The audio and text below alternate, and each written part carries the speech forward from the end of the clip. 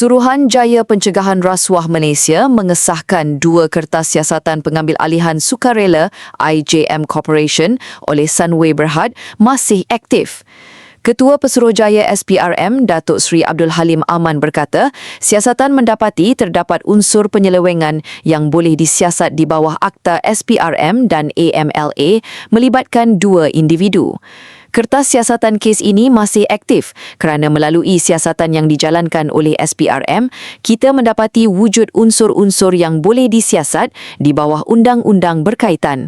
Katanya selepas melakukan lawatan kerja ke pejabat SPRM Selangor pada Rabu 20 Mei 2026.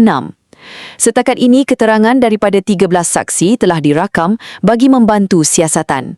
Beliau menegaskan kertas siasatan kekal terbuka kerana terdapat elemen yang jelas untuk tindakan lanjut di bawah undang-undang berkaitan.